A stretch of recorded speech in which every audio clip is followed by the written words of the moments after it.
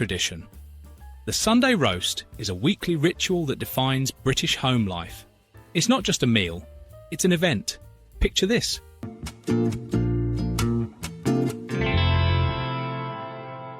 Olá pessoal, sejam bem-vindos ao meu canal. Meu nome é Natália, mas você pode me chamar de Nath. Eu adoro reagir e aprender sobre outros países, especialmente aqueles bem diferentes do meu, em termos culturais e econômicos. Então, se você gosta desse tipo de conteúdo, fique à vontade para se inscrever. Vou adorar ter você por aqui. Bom, nesse vídeo eu vou reagir a 10 coisas que são normais na Grã-Bretanha, mas não em outros lugares. Então é isso, sem mais delongas, e vamos para a reação.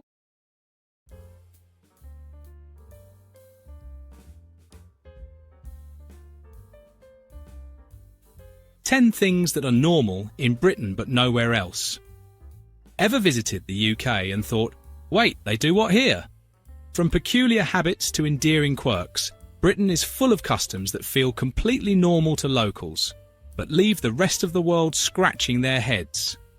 These are not just stereotypes, they're lived experiences, woven into the fabric of British life. Whether it's the obsession with queuing or the unwavering devotion to tea, the UK has perfected its own rhythm. In this video, we're diving into 10 things that are normal in Britain but nowhere else. Some hilarious, some practical, and all incredibly British. 10. Washing machines in the kitchen. In Britain, it's completely normal to find the washing machine tucked under the kitchen counter, right next to the fridge or oven. For people from countries like the US or Australia, where laundry rooms or utility closets are the norm, this can feel baffling. Why mix cooking and laundry? The answer lies in Britain's architecture. Many British homes, especially those built before the 1980s, weren't designed with space for laundry appliances. Kitchens, being the most plumbed and powered room in the house, were the logical spot. It's not ideal, especially when you're making dinner and the spin cycle kicks off. But in the UK, it's just part of the landscape. Some newer builds include separate utility rooms, but even today, washing machines in the kitchen remain one of Britain's most puzzling normalities. 9. Obsession with queuing. Gente, eu fiquei muito surpresa, porque é a mesma coisa aqui no Brasil. Agora estão me perguntando se nós temos alguma influência nesses britânicos, né? Porque a gente teve, né, a colonização portuguesa, então muitos hábitos de Portugal influenciaram, mas agora estão me perguntando se isso também não leva a alguma influência britânica, porque aqui é muito comum esse tipo de coisa. Eu sinceramente acho prático, sabe? No dia a dia, geralmente as máquinas ficam cobertas para não ter nenhuma sujeira, mas quando se usa é destampada e tudo mais. Mas eu realmente fiquei encantada com essa coisa. Ah, the Great British Queue. There's perhaps no better symbol of British orderliness and quiet discipline than the queue. Whether it's for a bus, a sandwich, a cash point, or even outside the pub, Brits will form a line with military precision. And here's the kicker. It's not just expected, it's respected. Jumping the queue? Social suicide. Queue etiquette in the UK is sacred, and violating it can earn you eye rolls, passive-aggressive muttering, or a firm, "Excuse me, there's a queue, you know." Other cultures might push or hover, but in Britain, there's a deep cultural pride in queuing properly. It reflects a sense of fairness, patience, and stoic camaraderie. If aliens ever visited Earth and asked, "What is British society built upon?"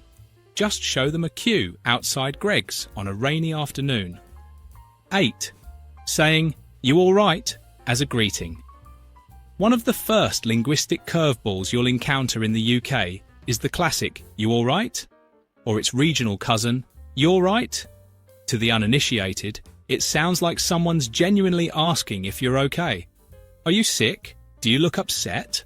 But in Britain, "You all right?" isn't a question, it's a greeting. It doesn't expect a detailed answer. It's the equivalent of saying "hi" or "how's it going?" A typical response might just be a mumbled "yeah, you," or even a nod and a smile. This conversational shorthand is very British, Friendly, but not too intimate. Polite, but emotionally reserved. It's casual, quick, and entirely normal in the UK. In most other places, it would trigger an awkward therapy session. In Britain, it's just hello. 7. Gente, eu preciso dizer, adoro essa habilidade britânica, esse jeito que vocês têm de tornar tudo mais leve, sabe? Mas é de um jeito tão reservado e educado que realmente é uma coisa que eu vejo que só vocês conseguem fazer, porque vocês fazem isso com muita elegância. Ao mesmo tempo que vocês têm essa coisa mais reservada, vocês têm um jeito muito elegante e muito educado, sabe? E isso é muito admirável, porque hoje em dia é difícil a gente ter pessoas com esse tipo de habilidade, esse tipo de equilíbrio. Muitas vezes as pessoas estão muito focadas em tentar ser uma coisa ou outra e esquecem do meio termo. E eu acho que vocês equilibram isso muito, muito. Electric kettles are sacred. The electric kettle is to Britain what the rice cooker is to Japan. Indispensable. Practically every British household, office and hotel room has one. And not just for tea. Although, let's be honest, Eu não tea sabia is the que national vocês tinham fuel. isso. Unlike in the US, where boiling water might happen in a pan or the microwave. Yes, really. The UK relies on fast, powerful electric kettles that bring water to a boil in under a minute. Making tea, instant coffee, pot noodles, or even sterilising baby bottles. Kettles do it all. So central is this appliance that British expats abroad often cite its absence as a major hardship. You can take the Brit out of Britain, but you can't take the kettle out of the Brit. 6. The Sunday roast tradition. The Sunday roast is a weekly ritual that defines British home life. It's not just a meal, it's an event. Picture this. Roasted Gente, tenho meat, muita vontade beef, de provar chicken isso. or lamb, crispy roast potatoes, vegetables, stuffing, Yorkshire puddings, and lashings of gravy. Add family, maybe a pint, and you've got the quintessential British Sunday. This tradition dates back centuries and still holds strong in modern households and pubs alike. Families gather for a slow, hearty meal that signals the end of the weekend and the start of a new week. While other countries might brunch or grill, Brits roast. The Sunday roast is a warm embrace, a comfort meal that remains uniquely British in spirit, taste and timing. 5. Gente, eu acho muito legal essa coisa da gente ter um dia na semana, né? No caso aqui o domingo, para você ter uma refeição especial. Aqui no Brasil a gente tem algo semelhante. Geralmente é no domingo também, as pessoas fazem alguma coisa diferente do que é no resto da semana. E eu gosto muito disso, porque quando você faz isso com menos frequência, isso acaba ganhando um significado ainda mais especial, né? E eu respondi uns comentários em um vídeo que falava sobre esse assado de domingo, e alguns inscritos comentaram que não era todos os domingos, mas que eram em algumas ocasiões especiais, quando a família estava reunida.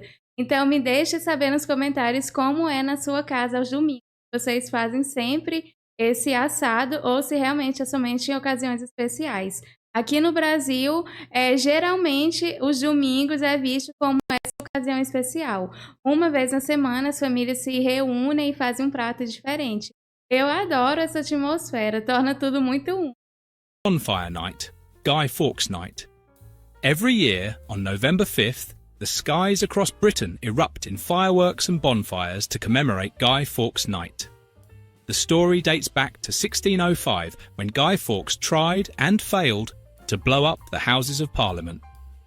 The tradition started with burning effigies of Fawkes and has evolved into a national celebration. Local councils organise massive fireworks shows, people build bonfires in parks and back gardens, and you'll often hear, "Remember, remember the 5th of November," chanted by kids at school. What makes this unusual is that it's a holiday based on a failed terrorist plot, yet it's celebrated with glee and firework displays. It's historic, slightly macabre, and very British. 4. Quirky sports like cheese rolling and bog snorkeling. Que incrível, The UK gente. is home to some of the world's most wonderfully ridiculous sports.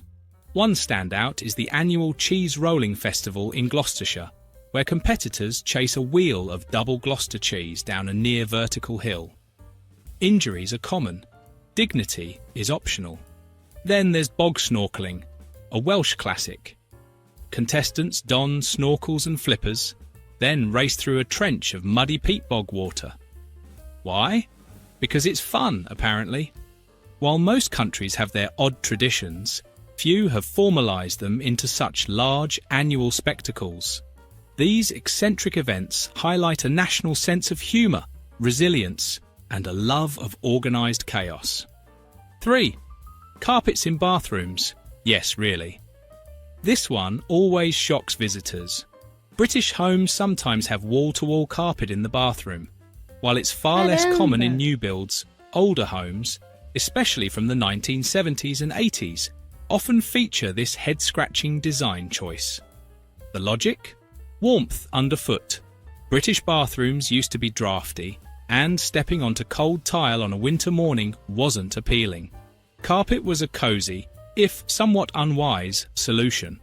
While most other countries rightly favour tiles or waterproof vinyl, this lingering relic of the past still shows up now and then, and it's undoubtedly a very British interior choice.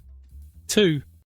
Gente, que incrível! Eu não vou dar certeza se eu não vi algo sobre isso, mas eu realmente não me lembrava. E eu acho isso realmente muito útil, porque se você for parar para prestar atenção na questão da segurança, isso impede de cair, né? Deslizar também, não só a questão de manter os pés aquecidos. Realmente isso é muito bacana. Aqui na minha casa eu costumava usar um tipo de tapete diferente. O brasileiro não costuma colocar esse tapete no piso todo, sabe? É somente em alguns pontos do banheiro, perto da pia, perto do vaso sanitário, algo assim. Mas eu tive que tirar porque ele estava escorregando e achava que era um pouco perigoso. Mas quando é esse que mostrou no vídeo, né, que ele cobre o espaço todo, realmente acaba se tornando muito útil. E de certa forma passa uma certa elegância também. Overhead shower attachments on bathtubs. If you've stayed in a British hotel or rented a flat, you may have encountered the infamous shower bath combo. A mixer tap with a detachable hose, sometimes mounted on the wall, sometimes not. Some have no water pressure. Others spray unpredictably. It's a far cry from the sleek, standalone showers seen elsewhere.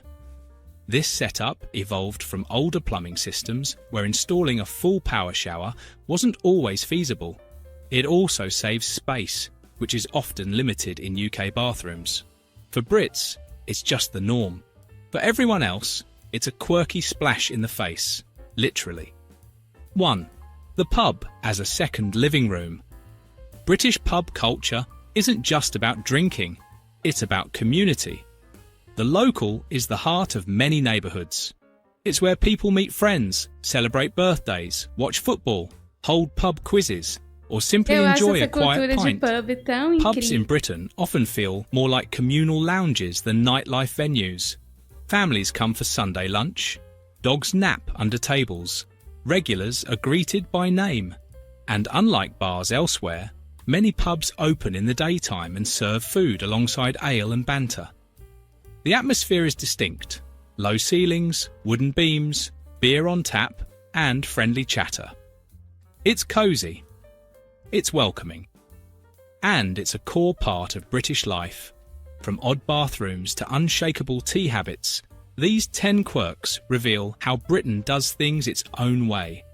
They may confuse outsiders, but for Brits, they're a badge of cultural pride. Whether charming or confusing, these habits make Britain, well, Britain. And honestly, would we want it any other way? Thank you for watching this video. Please don't forget to subscribe and turn on the notification bell.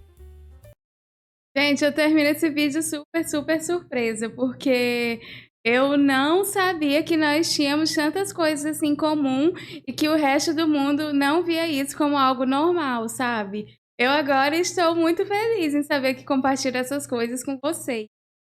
Gosto muito da forma como vocês têm o olhar, sabe? Vocês veem as coisas com muitos detalhes. É uma coisa que admiro muito no povo britânico.